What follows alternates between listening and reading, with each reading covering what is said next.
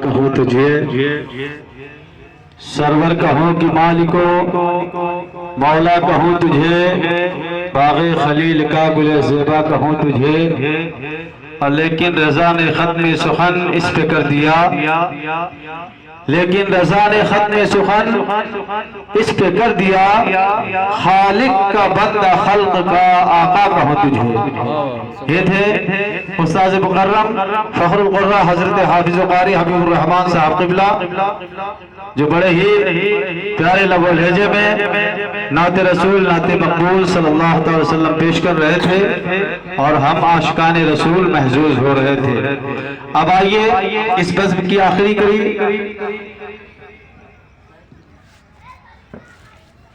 और मुकर्रिर खुसूसी को मैं आपके सामने पेश करने की सआदत हासिल कर रहा हूं और जिनका इंतजार आपको शिद्दत से है, लिहाजा मैं हजरत की बारगाह में यह रिज़ा पेश करता हूं कि खतीब ज़िसान हजरत अल्लामा हाफिज़ क़ारी अबुल खैर साहब क़िबला स्टेज पर तशरीफ लाएं, माइक पर तशरीफ लाएं और अपने नासहाना कलमात से हम सामीन को नसीहत फरमाएं। उनके आने से कब्ल मैं शेर कह देना मुनासिब समझता हूँ। वादी रजा की कोहे हिमालय रजा का है, वादी रजा की कोहे हिमालय रजा का है। जिस शब्द देखिए वो इलाका रजा का है।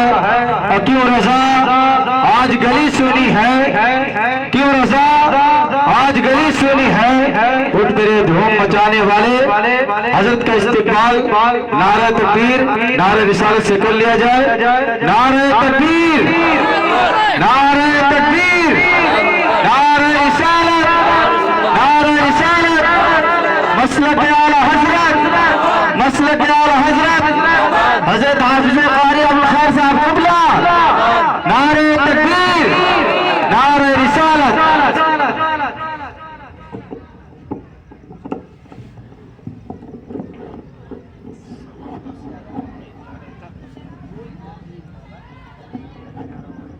देखिए आप ये जो है एकदम बेताब रहे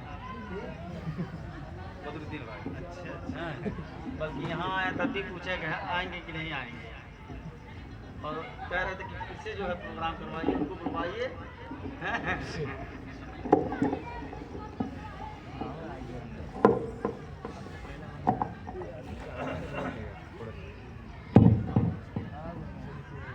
आप चले जाते हैं तो जो है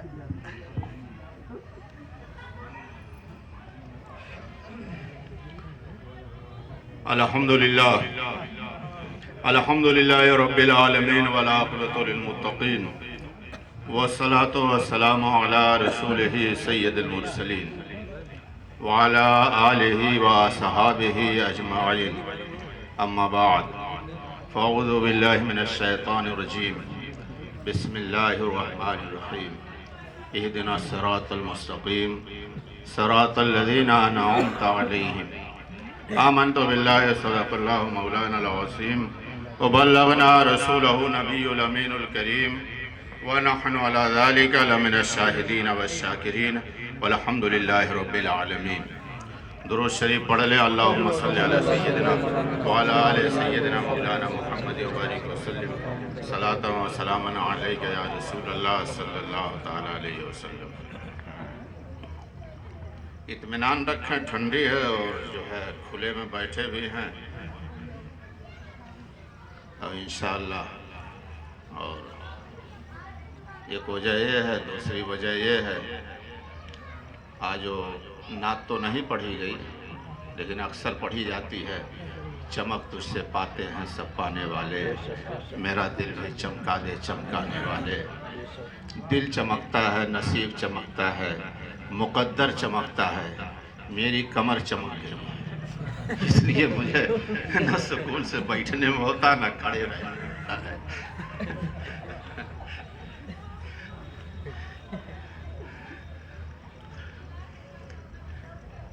बहरहाल मैंने जो सूरह फातिहा की आयत मुक़द्दसा पढ़ी, ये हर नमाज में पढ़ी जाती है,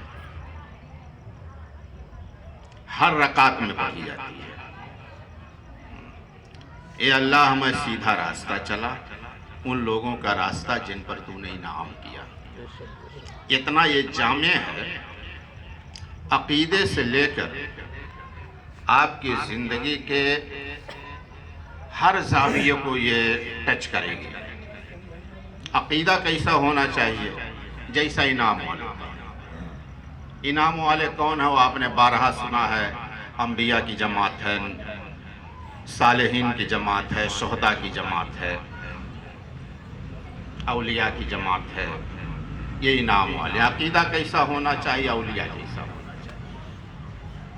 हमारा रहन सहन कैसा होना चाहिए? इनाम वालों जैसा होना चाहिए। हमारा लिबास कैसा होना चाहिए? इनाम वालों जैसा होना चाहिए। ये आपकी ज़िंदगी के हर तर्ज अमल को, हर ज़ाविये को टच करेगी। कितनी जामे। अब ये हम इसको एक दूसरे हिसाब से देखते हैं। ये अल्लाह ने हर रकात में हमारे लिए लाजिम किया कि ये दुआ को, सूरह फातिहा में ये दुआ है। यार सूरह फातिहा के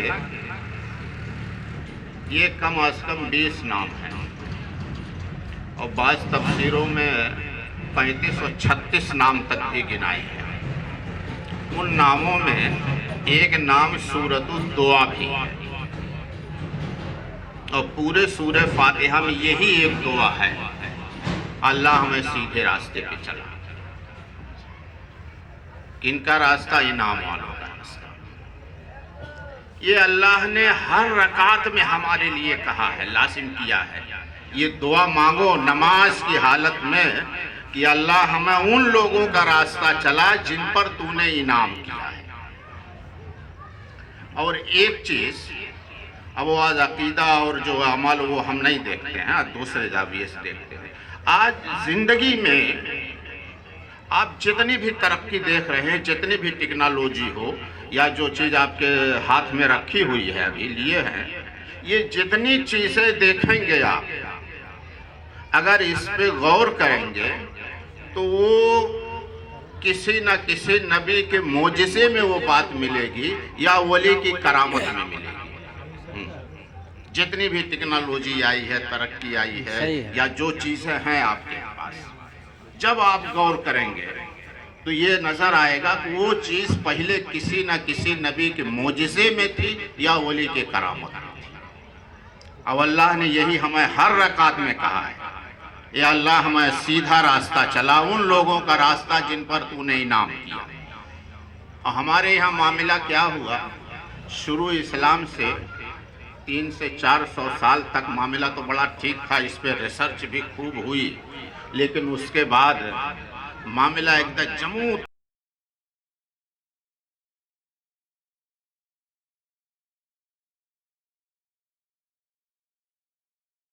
नहीं कर सकते थे। और जो गौर फिक्र कर सकते थे, जो हमारा बाशऊर तबका था, पढ़ा तबका था, वो नमाज को इस नीयत से पढ़े नहीं।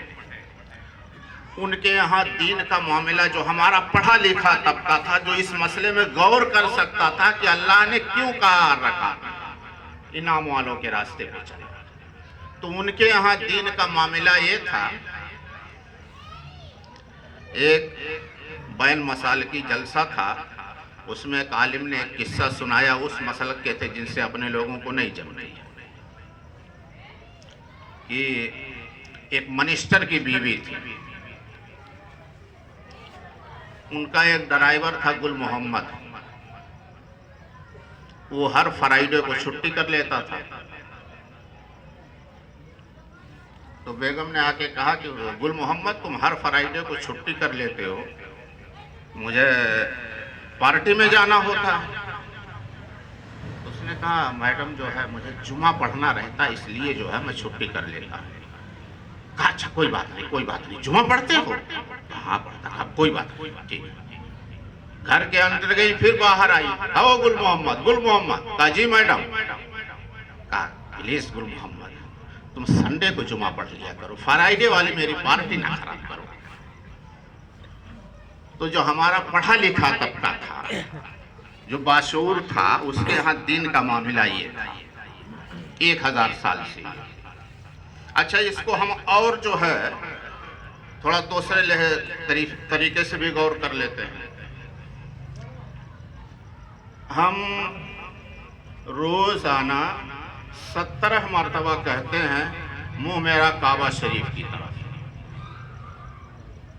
फजर में 2 बार, जोहर में 4 बार, असर में 2 बार, मगरिब में 3 बार, ईशा में 6 बार, और जुमा में कितनी बार? 5 बार। ये रोजाना हम 17 मरतबा कहते मुंह मेरा काबा शरीफ की तरफ। ये काबा क्या है? अब काबा को हम थोड़ा शुरू से ले ले। आदम अलैहिस्सलाम को यहाँ हमारे यहाँ उतारा गया, हमारे इलाके में। यहाँ जब आदम अलैहिस्सलाम आए, अब वहाँ जन्नत में जब थे तो चहल पहल थी, फरिश्तों की मजलिसें थी, जिक्र व अस्कार था, तस्बीहात थी। और यहाँ जब ज़मीन पर आए तो सन्नाटा एकदम शाय शाय करता हुआ, कोई आदमी नहीं, एक इंसान, उखड़ खाबड़ ज़मीन। आदम अलैहिस्सलाम परेशान हुए, कहा इलाहुल आलमीन ये क्या? कहा आदम मक्का जाओ। तो आदम अलैहिस्सलाम यहाँ से मक्का चले, और यहाँ से मक्का जाना उस ज़माने में किसी क़यामत से कम नहीं था। उखड़ खाबड़ ज़मीन, आज रास्ते बने हैं, बड़ी बड़ी झाड़ियाँ, और एक कदम अगर रखते होंगे झाड़ी उठा करके, ये नहीं पता चलता होगा कदम कहाँ जाएगा। अगर कहीं रास्ते में पहाड़ आ गया, अब पहाड़ पे चढ़ो या 8-10 किलोमीटर का चक्कर काटो। आदम अलैहिस्सलाम गए वहाँ, ये खाने काबा को बनाया, और खाने काबा को बना करके ज़मीन पर अल्लाह का पहला घर था, बल्कि ज़मीन पर पहला घर अल्लाह का था, लेकिन घर भी पहला ही था। इसके पहले कोई घर नहीं बना। अब आदम अलैहिस्सलाम ने इसको जब बनाया तो ना तो रस्सी थी, ना साहुल था, और जब बना के मुकम्मल किया तो चारों तरफ चक्कर लगाया, देखा यार परफेक्ट है, ईंट भी जरा भी पत्थर इधर उधर नहीं है, उधर से चक्कर लगाया। पहला घर था, पहला तजुर्बा था, कई चक्कर लगाया।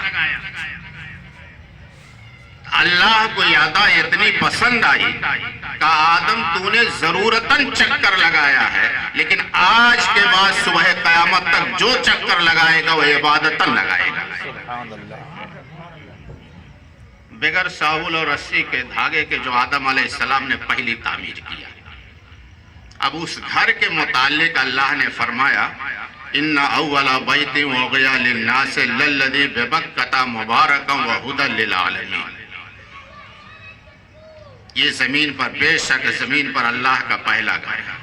ये लोगों के लिए हिदायत है, आलमीन के लिए हिदायत है, मुसलमानों के लिए नहीं, लोगों के लिए हिदायत है। और दूसरी जगह वजअलनल बैता क़यामन लिन्नास, ये काबा लोगों के दीनी और दुनियावी तरक्की के लिए काफी है, ये लोगों की हिदायत के लिए। अब लोगों की हिदायत क्या है? अब वहां से हमें सिर्फ दीनी हिदायत मिली, हम दुनियावी हिदायत वहां से हासिल नहीं कर पाए। और जो आज हमारे यहाँ है वो ये दीन का इल्म है, ये दुनिया वाला इल्म है। अब हमें देखते हैं कि वो दुनिया वाला इल्म कौन सा है, दीन वाला कौन सा है। हम 17 मरतबा रोजाना कहते हैं मुँह मेरा काबा शरीफ की तरफ। और वो काबा लोगों के आलमीन के लिए हिदायत है, आलमीन के लिए रहनुमा है।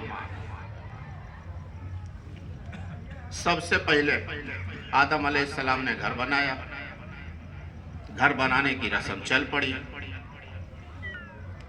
आज से 150-200 साल पहले तक घर बनते थे, लेकिन 3 से 4 माला, उससे ऊपर नहीं होते। आज 150-150 माला हो चढ़ गए। क्यों?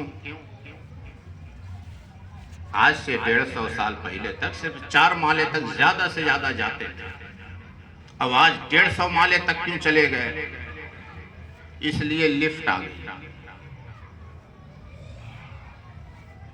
काबा लोगों की हिदायत के लिए, आलमीन के हिदायत के लिए।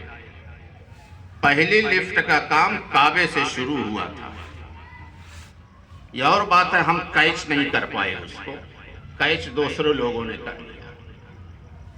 और हम नहीं कैच कर पाए, उसकी वजह वही थी कि हमारा जो बाशऊर तबका था वो नमाज पढ़ते नहीं था।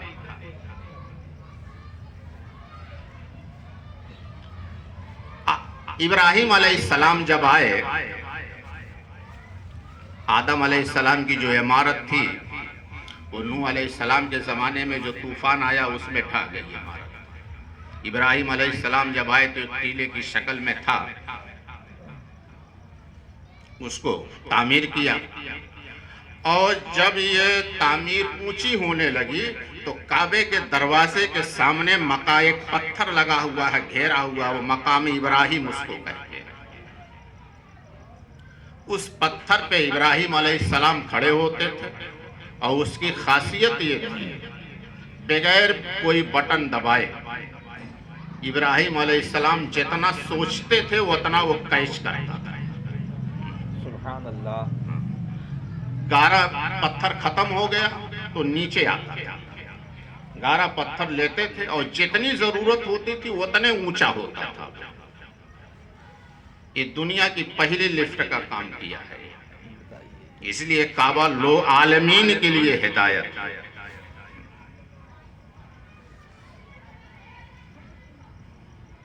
और उसके बाद ये कहा गया जब तवाफ कर लो तो 2 रकात नमाज नफिल पढ़ो। या अल्लाह कहाँ पढ़ें? कहा मकाम इब्राहिम के पास पढ़ें। इलाहुल आलमीन, पूरा इलाका यहाँ का मुतबर्रक है। कहा हरम में कहीं भी पढ़ ले, मुताफ में कहीं भी पढ़ ले। कहा नहीं, मकाम इब्राहिम के पास पढ़। मुंह तो तेरा काबा शरीफ की तरफ होगा, लेकिन मकाम इब्राहिम भी सामने हो। क्यों? कहा कि जो काबा की बरकतें तुझे मिली हैं, अगर जो हजरत इब्राहिम और इस्माइल अलैहिस्सलाम के वसीले से मिली हैं, लेकिन मकाम इब्राहिम का भी किरदार था, इसलिए इसके सामने पढ़, ये भी तेरे निगाहों के सामने हो। तो मकाम इब्राहिम का भी किरदार था, जो तुम्हें बरकतें मिली, जो उसका चक्कर इबादत बना, जो वहाँ की 1 रकात 1 लाख रकात के बराबर हुई। इस्माइल अलैहिस्सलाम और इब्राहिम अलैहिस्सलाम के फैजान के साथ साथ इस पत्थर का भी किरदार था। तो उस किरदार पत्थर ने बताया, जब आप इंजीनियर साहब हो जाओ, डॉक्टर साहब हो जाओ, आर्किटेक्ट साहब हो जाओ, जब आसमानों में उड़ने लगो, फिजाओं में परवाज करने लगो, तो प्राइमरी के टीचर को ना भूल जाना। बुनियाद का पत्थर यही है। बुनियाद का पत्थर नजर नहीं आता, लेकिन सारी इमारत उसी पे खड़ी होती है।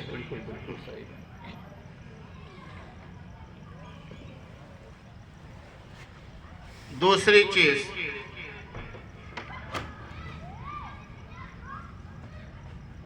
आज सबसे ज्यादा जिसके पास जुबान हो, कलम हो, मीडिया हो, उसके लिए हर चीज जायज होती है। उसी को तरक्की याफ्ता समझा जाता है। जो शख्स अपनी बात एक जगह कह करके पूरी दुनिया में फैला दे, उसी को तरक्की याफ्ता समझा जाता है। आदेख मकाम इब्राहिम काबा आलमीन के लिए हिदायत है। जब इब्राहिम अलैहिस्सलाम काबा बना चुके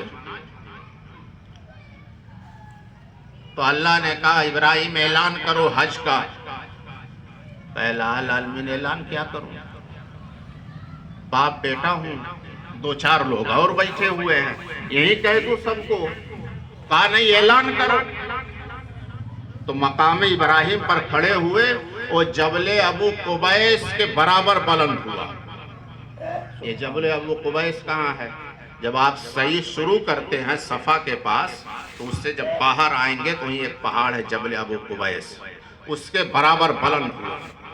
इब्राहिम अलैहिस्सलाम ने वहीं से पैगाम नशर किया और पूरी दुनिया में वो पैगाम गोजा। और फिर पूरी दुनिया में नहीं, आलमे अरवाह तक, स्पेस तक पैगाम गोजा।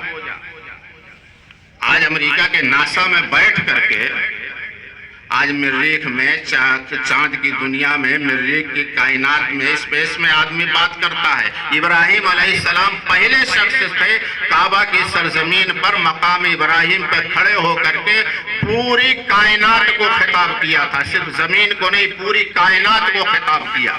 ये लोगों, मैंने अल्लाह का घर बना दिया है, इसके उमरा के लिए, हज के लिए, इसकी जियारत के लिए आओ। अल्लाह ने उनकी आवाज को आलमे अरवाह में भी सुनाया।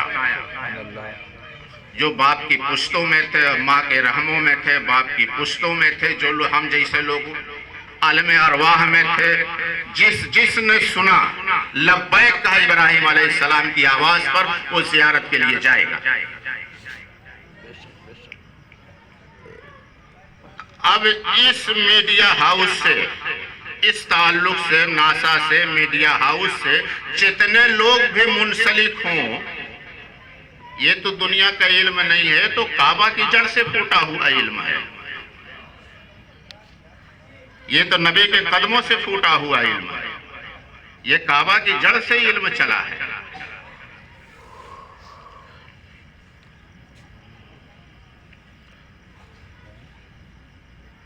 हमारे रसूल सल्लल्लाहु ताला अलैहि वसल्लम की मेराज हरम शरीफ से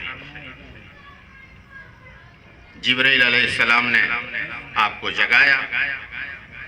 हजरत उम्मे हानी के घर मौजूद थे, सो रहे थे, वहां से जगाया, हरम में लाया।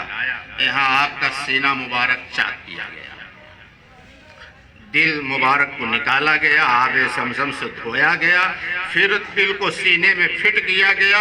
हुजूर ने पूरी तरह बयान किया गया कैसे चाक किया गया मेरा सीना। उसके बाद दिल को निकाल करके तश्त में रखा गया, उसको धोया गया, फिर वो सीने में रख करके वो टाका लगाया।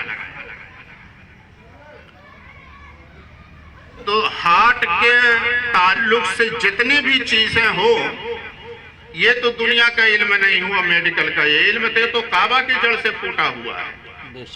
और पूरी दुनिया में हार्ट स्पेशलिस्ट जितने होने चाहिए थे, 60% तो हमारे लोगों को होना चाहिए था। इसलिए हमारे नबी के कदमों से ये इल्म फूटा था। सबसे पहले हमारे नबी के दिल का ऑपरेशन हुआ था, निकाला गया था दिल मुबारक। ये इल्म काबा की जड़ से फूटा हुआ है। तो मेडिकल के जितने शोबे हो सकते हैं, ये इल्म नबी के कदमों से और काबा की जड़ से फूटा हुआ है। इसलिए अल्लाह ने कहा काबा आलमीन के लिए हिदायत है।